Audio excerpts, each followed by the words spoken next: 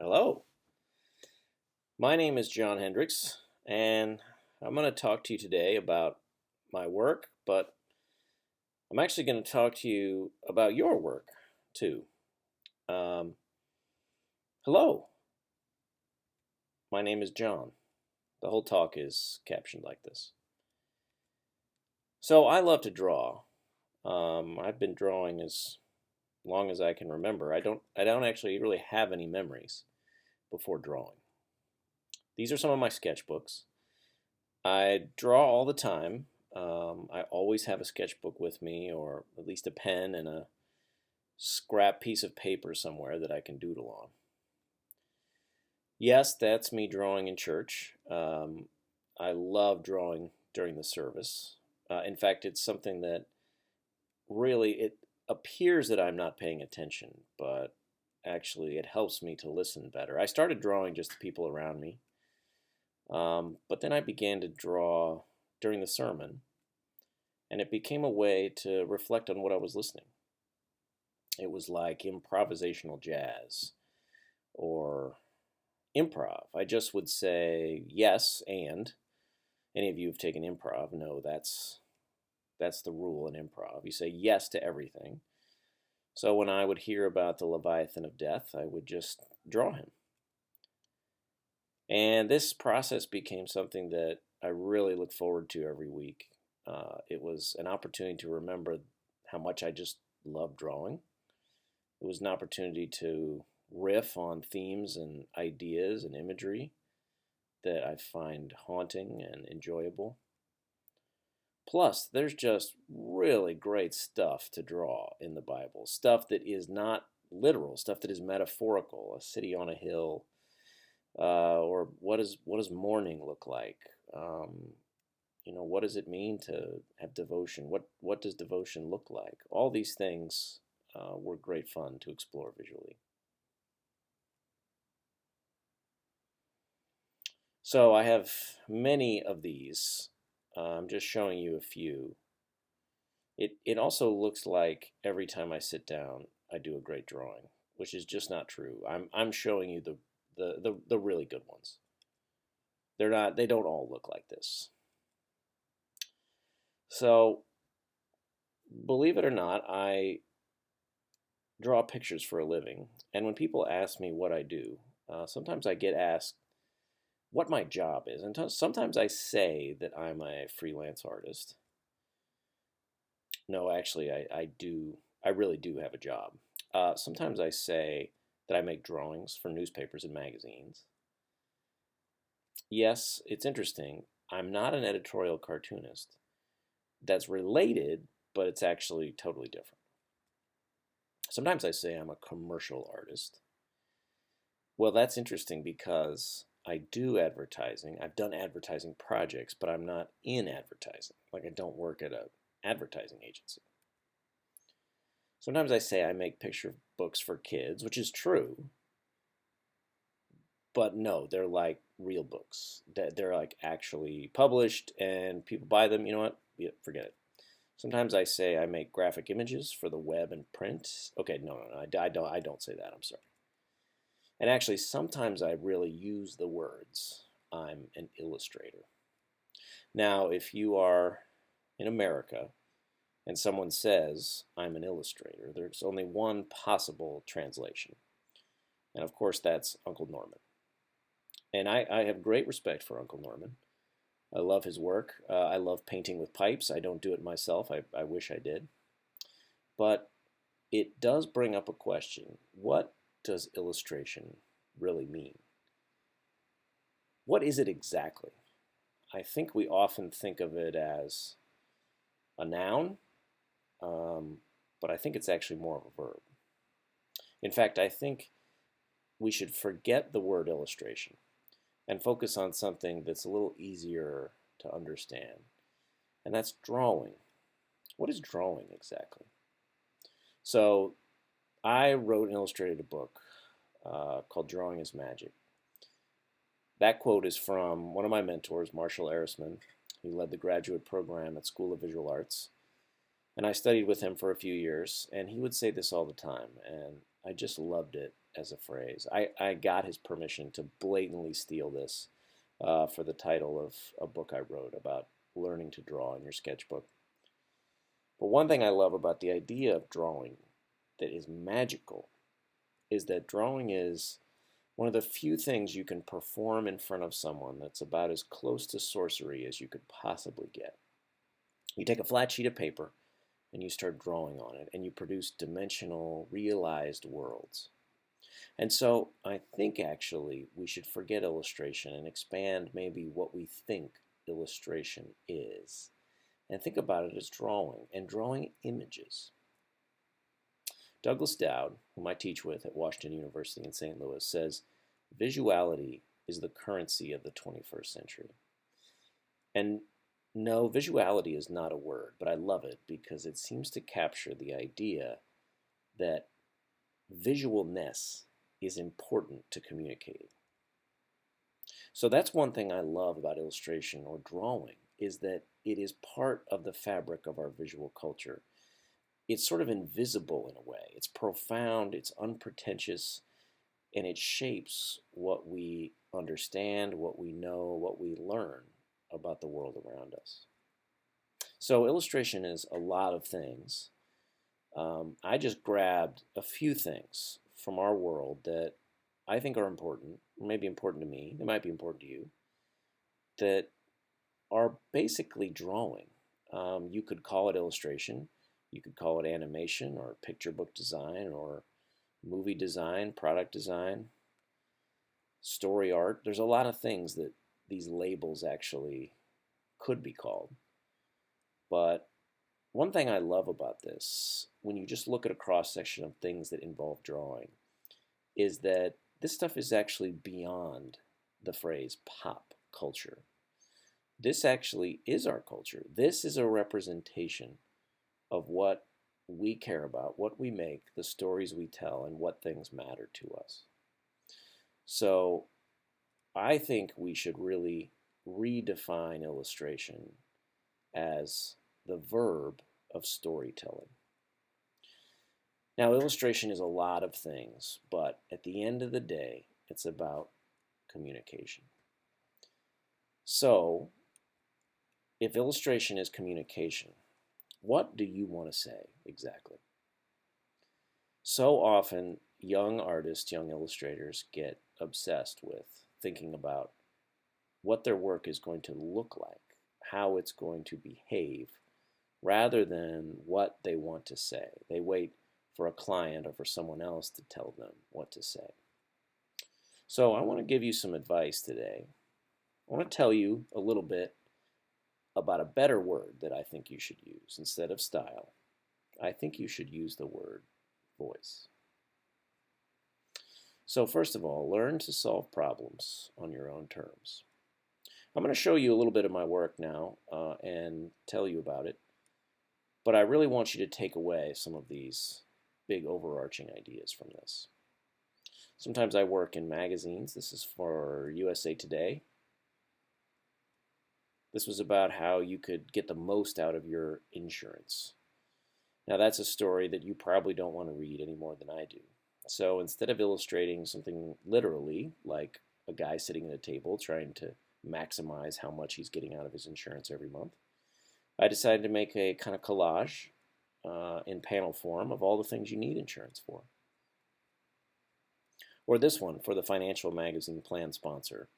This, believe it or not, is about how brokers are fighting with each other to get the best clients. So I proposed a sort of all-out melee between knights and giant wolves, wondering who might win this great battle. And I got to draw knights fighting giant wolves. I mean, don't tell the art director, I would have paid her to do this. Or another one for Plan Sponsor. This was about how you should really take your 401k out in manageable bites and not in one lump sum. And this poor bear is about to be flattened by his giant salmon. Sometimes they're about medicine, like this one is about autopsies. Sometimes they're about interpreting things that are uninterpretable. This is what the Word of God looks like. Or this is a piece for National Geographic. Rolling Stone. This was about fracking for the University of Texas Alumni Magazine. This was about running on a dark trail by yourself for Runner's World. Is Walmart really as green as it appears to be? Blowing up cities like this for San Francisco Magazine. Biola University called me and asked me to do a cover that visualized how Americans fight online. So I came up with this sheep in wolf's clothing and wolf in sheep's clothing.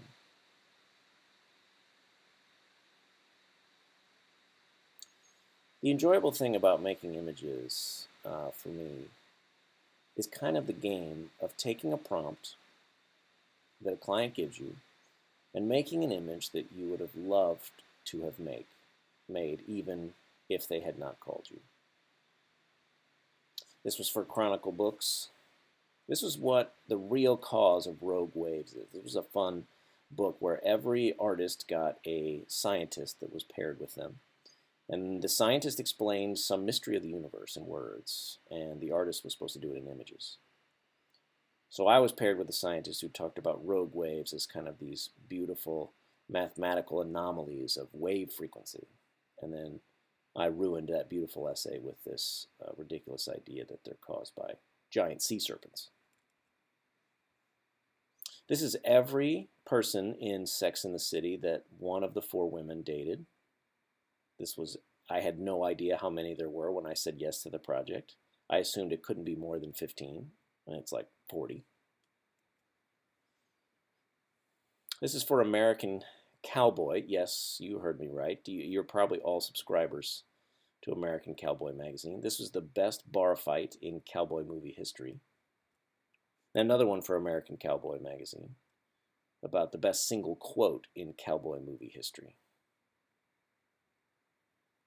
So this is what I was alluding to earlier.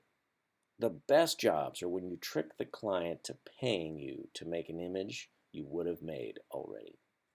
And this takes a lot of practice to figure out how to do that. You have to come up with a kind of visual universe that you want to operate in. This one for Nautilus magazine, art directed by Len Small. This was a prompt about, will robots ever achieve human feelings, true human emotions?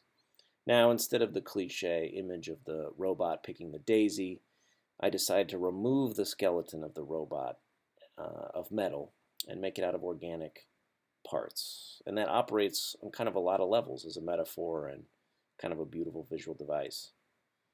And I just love making this drawing. I would have made it on my own. This is what the internet really looks like. Medical mysteries.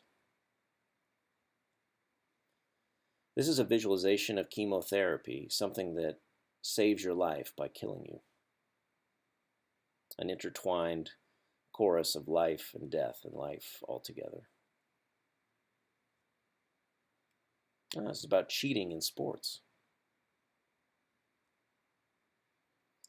I do a lot of maps. I really enjoy maps. This was for Sports Illustrated, and it was a visualization of Game of Thrones, but set in the sports universe.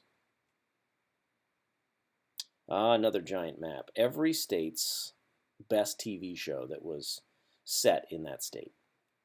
Please don't get angry and send me emails. I did not write this list.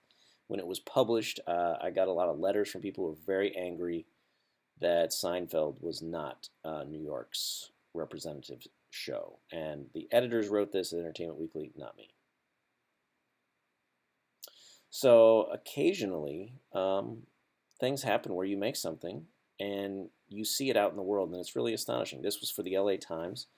This was many years ago where they were hoping to get an all Los Angeles World Series. And I was watching my beloved St. Louis Cardinals in the playoffs. And the broadcasters held up the actual tear sheet from the newspaper on the live broadcast. I couldn't believe it. They did not say my name. I expected them to to shout out to my name on the broadcast. That did not happen. That's Ryan Ludwig about to strike out, and the Cardinals lost that game. Sometimes I do, again, as I alluded to, I do advertising, even though I'm not in advertising. This was an ancient ad for an AT&T Mobile where a very cool flip Razor phone was over there in the corner, pre-iPhone. I was called by Pfizer to do a piece about orphan diseases. That's diseases that are so rare they don't get a lot of research dollars. So they did a campaign to raise money for some of these orphan diseases. More maps. The Northwest economy. Now, I'm from St. Louis, so of course that means that I have to have worked for Anheuser-Busch at some point. Now, this was a campaign that was really interesting. They thought what everyone wants when they're drinking beer is to be able to draw on the beer bottle with a key. So they asked me to do this, and it was shot live. I sent them 3 ideas, and we shot this live a couple times.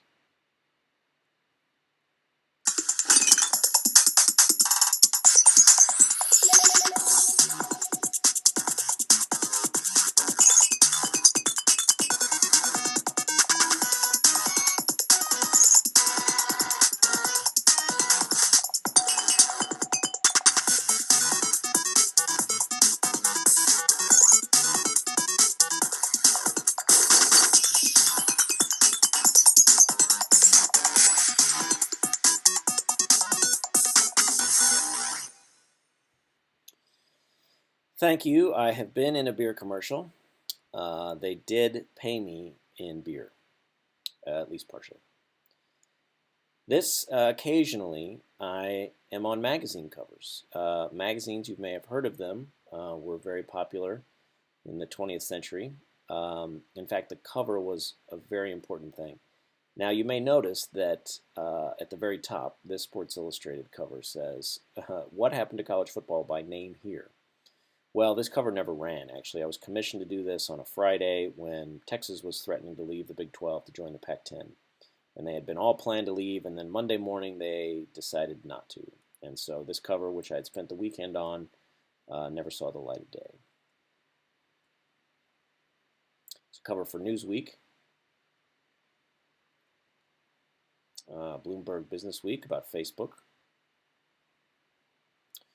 And sometimes I get to do covers of a different kind, which are book jackets. I love doing book jackets. One, it's narrative. I get to control the whole space of the cover, the type, the storytelling. It's some of my favorite kind of visual problems to solve. And this is a good example.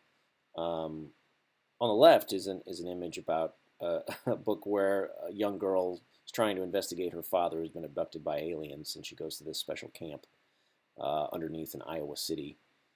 And then on the right is a very sort of melancholy novel, coming-of-age novel about a young girl who is marked as a shoplifter very young in her life, and she's trying to outrun that reputation as sort of a bad kid.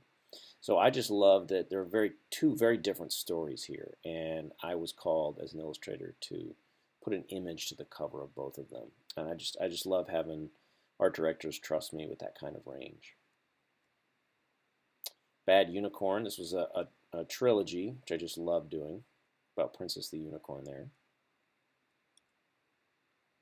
The sequel was called Fluff Dragon. That's what a dragon looks like when you turn it inside out magically. They're fluffy on the inside. Bet you didn't know that. And the final image from that trilogy, Good Ogre. This was an ogre that went to junior high and just loved eating cats, apparently. I also do drawings that are of a much more sort of serialized nature, like this story, Hook's Revenge, which to me is like classic illustration. This is about what if Captain Hook had a daughter. So I get to do the cover, and I do lots of interior spots and chapter headings and full-page maps. And this one on the right is Ronan Boyle, which is a hilarious adventure written by Thomas Lennon. You know him from Super Troopers. Or I'm sorry, oh my gosh, he would kill me. From Reno 911.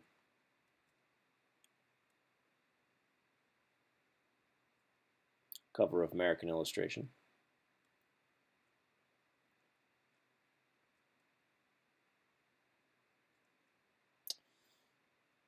So now that you've seen a little bit of my work, I want to tell you that you need to do better than just make drawings. You need to create your own content. So for me, that's in the form of writing and illustrating books. Some are books for very young children. Some are books for older kids. This book, my most recent, is kind of a middle grade or even YA graphic novel about Dietrich Bonhoeffer. Dietrich was a young German theologian who grew up ahead of World War I and came of age just as Hitler was coming to power. And as Hitler dragged Germany down into the horrors of fascism, Dietrich, who was a pacifist and a Christian, decided to join a plot to assassinate him. He worked as a spy and was eventually captured and executed for treason.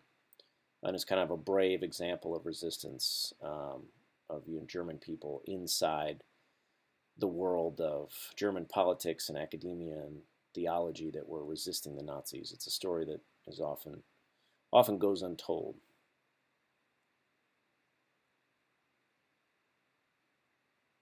Sometimes there are books that are written by other people. This one by Marissa Moss about Sarah Edmonds. She was a brave woman who dressed as a man so she could fight for the Union in the Civil War.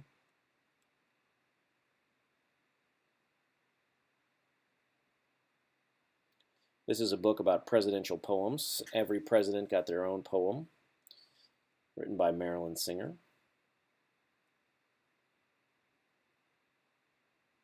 Theodore Roosevelt jumping over William McKinley. Sad, Ulysses S. Grant. And of course the title character, Rutherford B. Hayes. This was a book I wrote and illustrated about the Christmas truce of 1914, which is a book set in World War I and the very first Christmas during the war. And of course, From the Sublime to the Ridiculous, this hilarious book by Tom Engelberger, who wrote the Origami Yoda books, is about a toad that likes to mow. And I tell people, if you like both mowing and toads, this is the book for you. Yes, that's McToad, and he's going to the house where he keeps his mower. And the book is a hilarious device where the toad spends the whole book getting the mower all across the island. Finally, he makes it to the island, and it's actually very tiny. It's so tiny that it's embarrassing. I did a retelling about the story of Jesus called Miracle Man.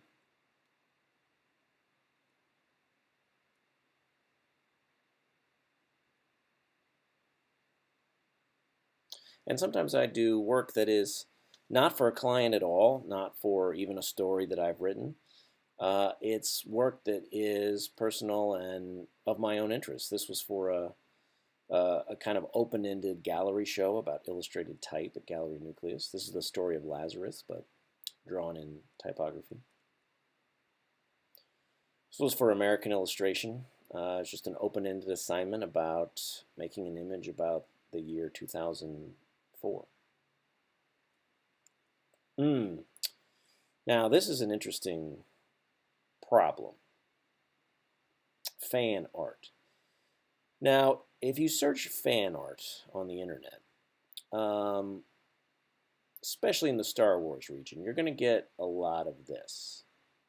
In fact, my favorite sort of fan art from Star Wars is this horrible thing. I'm not sure what's happening. She's either killed Chewbacca, or for some reason Chewbacca still seems to be alive, which is even more disturbing. But I've come a long way. I used to tell students to not make work about other people's properties.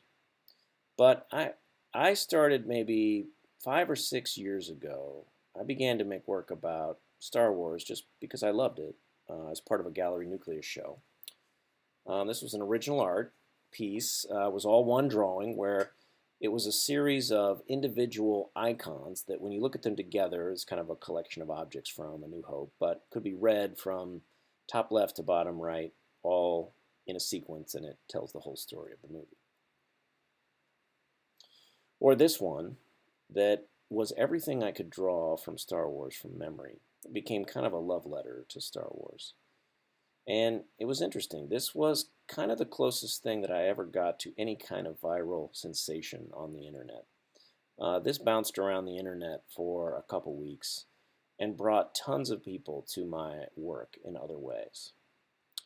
So I have become kind of a fan of fan art. I think what you need to do is instead of making art that trades on someone else's drawings, you should make an homage to things that you love.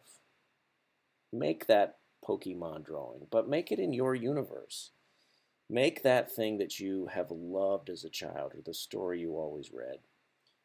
But show art directors or people in the audience how it looks inside of your head, how you interpret Super Mario Brothers, how you interpret some great character from Narnia or Dungeons and Dragons. Bring a viewer into a space that only you see using something that is familiar to them.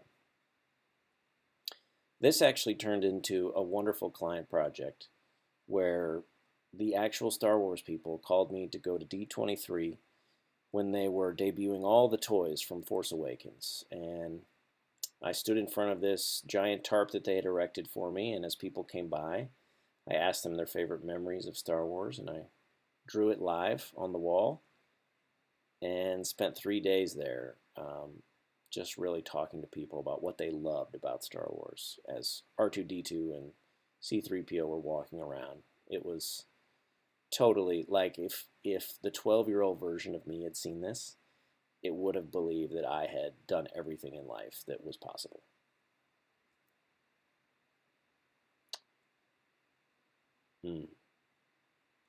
These were very long days, though. I got to say, I was drawing on this thing for like 12 hours for 3 straight days. This, of course, is the Gashly Crumb Tinies by Edward Gorey. You probably know this. A is for Amy, who fell down the stairs.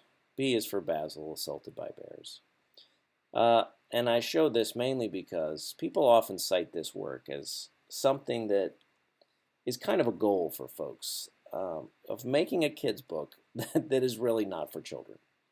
And I don't think that's necessarily possible for everyone. I think Edward Gorey did it, and I think that might be it.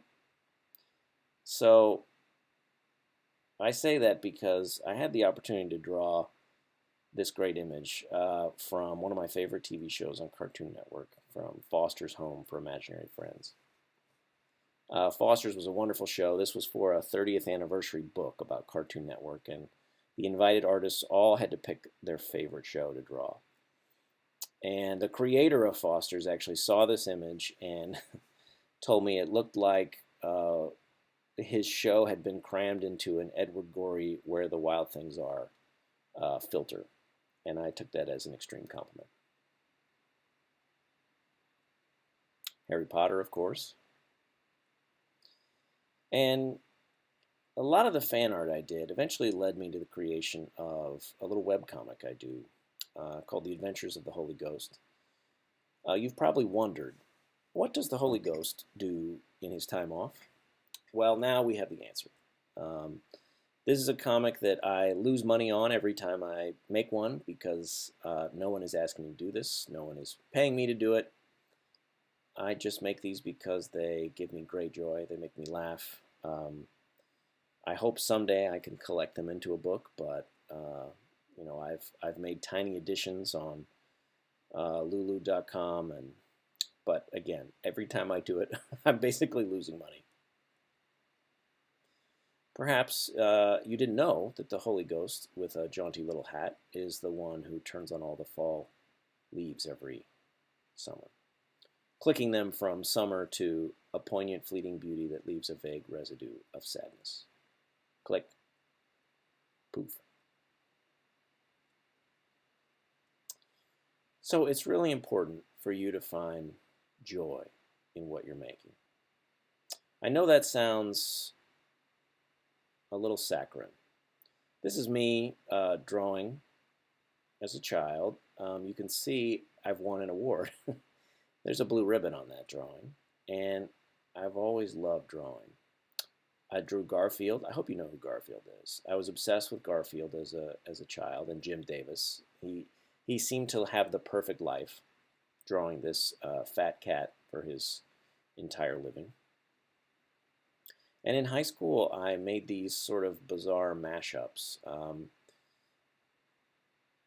This property, the $6 Million Turtle, was basically a mashup of the $6 Million Man and Inspector Gadget. And the plots are all ripped off from Star Wars. So these are, again, these are not original ideas. But boy, did I love drawing. I love creating the characters and all their costumes. And you know, this work is not terrible for somebody in high school. Now, unfortunately, I got to college, and the stuff that I was making in high school, this is what I was making by the time I left college. And I got obsessed with making important illustration. And you can see these are very polished. These are acrylic dry brush paintings, and they're very competent. They're just not particularly interesting. No one really wanted to hire me for these, and yet I felt like I had developed this very clear and demonstrable stylistic trope that I had to make this work. This was what illustration demanded of me stylistically. But I was doing other things too. I was making collages, and all the while I was drawing in a sketchbook. So right after school, I graduated with a degree in both illustration and design. I stayed an extra year to finish my design degree at the University of Kansas, and I worked at a PR firm called Fleischman Hillard, where I designed things like this. This is a poultry flyer. It doesn't get any better on the inside. I did learn to use the bar graph tool in Illustrator. So I was a bit disillusioned when I left Fleischman Hillard. I then joined a wonderful small design firm in Lawrence, Kansas called North Company, led by Chris North. And I did much more interesting projects, great posters and logo types and all sorts of drawn imagery, but it was still not illustration. I made this image as we moved to New York City, me moving from Kansas to the Emerald City of New York. I sent this out as a postcard. You can see I'm ripping off Grant Wood in the back of that pixelated image. But as I got to New York City, I began to try to explore both drawing and painting. I could not understand how to bridge the gap between my sketchbook and my illustrations that were capital I illustration. And this is an important lesson that really is why I wrote the book, Drawing is Magic. That there was something about drawing in a sketchbook when things did not matter, when things were not important, did not have a capital I illustration in front of it. That's when things really changed and when I could see who I really was as an image maker. And the trick is, our work is better when we enjoy what we're making. Now, this is so obvious that it almost does not require mentioning. But I say this because I had missed it in my own work. I had slowly, over the course of 4 years in college, where I learned to be a correct illustrator, had stopped enjoying illustration. And when I got to graduate school, I was stuck with the problem of a thesis. What was I going to make my thesis about? So I didn't know what to do.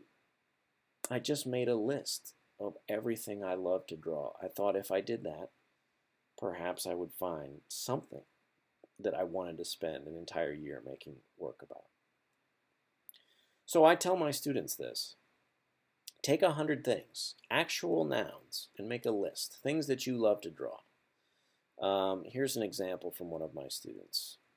Fluffy parkas, stone arches, ninja fighters, figures in a haze of smoke, spaceships, letters with serifs, people made of stone. The more specific, the better. And the point of all this was a simple motto that I often give to my students when I'm working on a project with them. And the simple motto is, whether it's in a sketchbook or a class project, if at any point in this drawing you are unhappy with what you are making, it is 100% your fault. So this list of 100 things can be a way into new ideas. The way that works is that ideas actually don't come from sitting and thinking about ideas and then drawing them. At least for me, I have found that ideas come from the act of drawing itself. The act of drawing, the action of a pen on a sheet of paper, can make an idea happen, whereas thinking about an idea cannot. That's what's so wonderful about a sketchbook. It's very hard to take a giant canvas around out in the world, right? Now, when you have a sketchbook, you can draw, you can take it with you, and you can let the response that you have to the world around you generate new ideas. I want to show you a few exercises that I have in the book that I handed to some of my favorite Illustrator friends and had them take a shot at. This was Christoph Niemann's response to this blank image that you fill in. It's unbelievable. But this one will really discourage you. Sam Bosma did this one. And honestly, I really feel like this should be printed in the back of the book as the correct answer. Look at that. Unbelievable. Keith Negley did this exercise, create a superhero from your 100 things. So taking your 100 things list, you roll a dice and you put some random numbers in there. And he made a superpowers relate to sitting in chairs, costume relates to quiet moments, secret lair relates to people playing drums, weakness relates to people lying down, chairman. He loved chairman so much that he said he could not stop working on the idea of chairman. When I was young, I read obsessively Teenage Mutant Ninja Turtles, the original Eastman and Laird's TMNJ, and I loved them so much. I loved the Tick, and I loved Bradbury Thompson. When I was in college, I was assigned an essay on a designer, a famous designer, and I was hating this assignment. And I was given the name Bradbury Thompson. And the thing about Bradbury Thompson is he really gave me a vision for what it means to use type as image. You can see this in his work. It looks very contemporary. This was done in the late 60s, most of this work. But he was able to blend the space between type, design, and image, and seamlessly integrate space, imagery, typographic setting. It was all part of one voice. And you can see a lot of this in my work today. I was very influenced by Jack Unruh and David Macaulay, Winsor McKay, Little Nemo in Slumberland, Chris Ware, of course. You can see all that sort of bubbling underneath the work that I was making right as I got to New York City. I got there in 2001 in August, right before 9/11.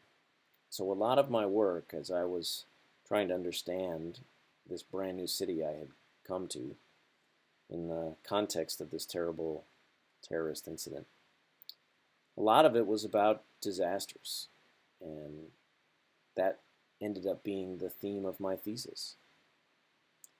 And as I was working out the mystery of, am I a drawer or am I a painter, I wanted my sketchbook to be present. I wanted it to feel as fun as the things I made in my sketchbook. And yet I felt like I needed to paint because I was a good painter. And you can see this torture happening in each one of these drawings, where I'm drawing and then I'm painting on top of it, and the drawing is trying to come out from underneath the drawing. I don't feel like I can just leave the drawing underneath there alone.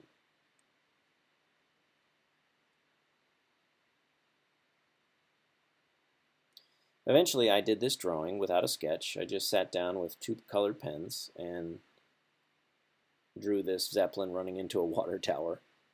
And this was the first image I ever got into any illustration annual. And honestly, I couldn't believe it. I entered it almost on a lark because some of my students had enjoyed it.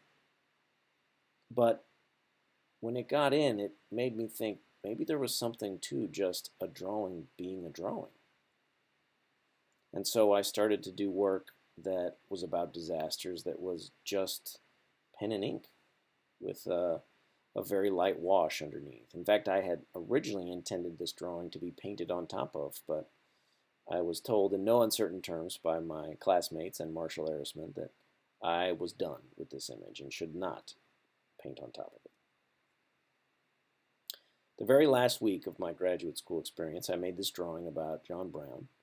I did it very quickly. It was quite large, and it was the first time I had ever really felt an image connect to something that felt like a larger world.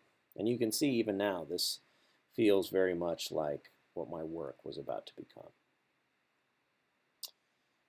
And the interesting thing is that it looks a lot like the stuff that I was making in my sketchbook way back in college, at a time when I was trying to be obsessed with illustration, capital I illustration. You should keep a sketchbook. I remember at the very beginning I showed you my sketchbooks. Well, the reason why a sketchbook is great is this very thing I was talking about. Kids on a playground, they don't tell each other they're playing on the playground wrong. And yet when we're at art school, we are obsessed with doing the playground correctly. There's got to be a correct path to making illustration, to making animation, to making whatever, design. But when you treat a sketchbook like a playground, it actually turns into a kind of treasure map. This was some of my early sketchbook work when I was in my graduate studies, and it just ripples with a kind of energy that was nowhere to be found inside of my more proper illustrated paintings. Sometimes your sketchbook can be stuff that you do from life very quickly with a brush pen. Maybe it's something you sit down with and spend a little more time on. Maybe it's collage. But the great thing about a sketchbook is that if you treat it like a playground, it will turn into a treasure map. It will point the way to the kinds of things that you should be making. And in fact, if you look across my sketchbook and all the stuff I make, it would line up very similarly to my list of 100 things that I make. And that's kind of a good sign. If what you are sitting down to draw is the kinds of stuff that you just love drawing, even if it's good, bad, ugly, if you just love drawing owls with hats on, if it's a bad owl with a hat, you're at least enjoying it. And that is so important because drawing is really hard. You have to draw a lot of bad things in order to draw anything good.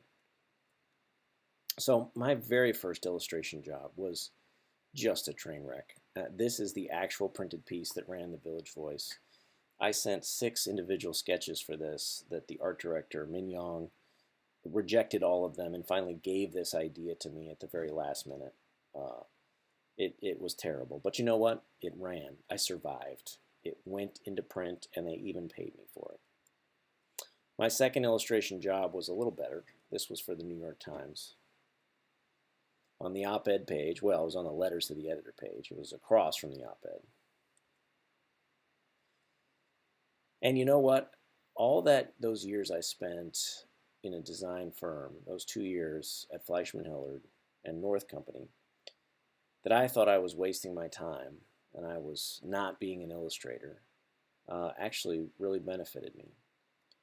All those poultry brochures that I made really helped me get a job at the New York Times as an assistant art director on the op-ed page. Oh my gosh, those computers are impossibly old.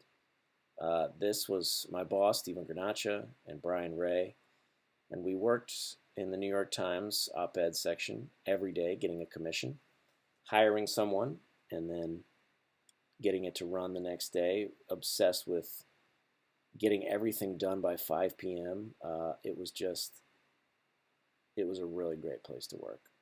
I got to art direct several pages where I would work with great illustrators, Wesley Bedrosian, Christoph Niemann, Peter Hoey. Sometimes when big news would happen, I would ask my boss if I could do the drawing. When we invaded Iraq, I did the letters to the editor art for that. But what was important about me working at the New York Times was it was the place I really learned how to think visually and think fast. Every day it was like the extreme sport of illustration. You get the call at 10 o'clock to what the piece is going to be. In the morning you assign it, hoping to get sketches by 1 and a final art by 5:30. And if it didn't work out, you had to be ready for something to replace it. This was probably my favorite piece I ever did for the New York Times. We had to convince the editors to print a gray tone underneath the entire op-ed page. So then when the street sweeper went over it, that it would sweep it back to 100% of the white of the page of the newsprint. And they had to get the columnist Nicholas Kristof to approve that, to have a 20% gray put under his column. The only piece I've ever had on the front page of the New York Times, that's my little New York Boston baseball down there at the bottom. So failure is actually learning in disguise. Now there's two kinds of failure. There's not doing your job. There's not doing your sketches. There's not doing the work. That's not the kind of failure I'm talking about. The kind of failure I'm talking about is when you try as hard as you can and you still make something that's terrible. What that is not failure, it's learning. And learning is always hard. And again, if this work is so hard, why do we do it at all? Well, I happen to believe that visual culture really matters. In fact, I think the best work that an illustrator can do is to study visual culture and create visual culture. You do those things together and you're actually going to shape our world in pretty profound ways. I started, along with Douglas Dowd, a new graduate program at Washington University in St. Louis called MFA IVC, Illustration and Visual Culture. And it takes three things that actually we feel really important about, really strongly about, both being an artist, a studio artist, an illustrator, being an author, being a writer, and then being a scholar and learning about the world of visual culture. We have amazing people that I work with. Heidi Kolk, a visual historian, Douglas Dowd, illustrator, Shreyas Ravi Krishnan, illustrator, comic artist. And we have the resource of the D.B. Dowd Modern Graphic History Library, one of the largest collections in America of original illustration, tear sheets, animated films, letters, all sorts of remnants of visual culture to put your hands on, to see in person, and to study. So as you're thinking about maybe someday going back and getting a graduate degree after you finish your illustration studies, keep us in mind in St. Louis. We've really produced a great program that I would love to see you take part in. And you can get one of our Secret Society pins. Yes, that is George Washington with lightning bolts coming out of his eyeballs. All right, finally, I want to give you a little bit of a pep talk. So first of all, your voice is yours alone. No one can duplicate it. No one has the same collection of things that they love, the place they grew up, the cartoons they watched as a kid, the things that their parents taught them to do, the kinds of medium you use. All of that is completely unique to you. And it's not so much about inventing your voice as uncovering it. It's under there. You just have to dig. You have to go to the coal mine, grab a barrel of coal every day, and you might find one of these days a diamond, but it just takes patience. And drawing is not about talent. I've heard this so many years that I don't have enough talent to be an illustrator. Some people are talented and I'm not. I just think talent has almost zero to do with being a successful illustrator. Talent is way overrated. I'm not saying it doesn't exist. I think there's a lot of people who have gifts.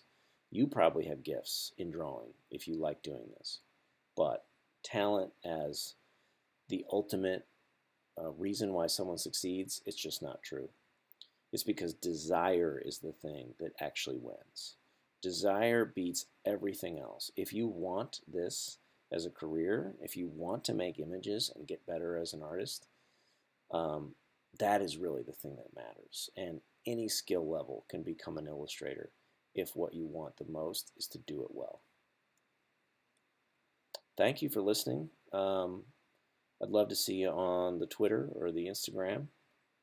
Come visit my website, johnhendrix.com. And thanks so much for listening. Bye.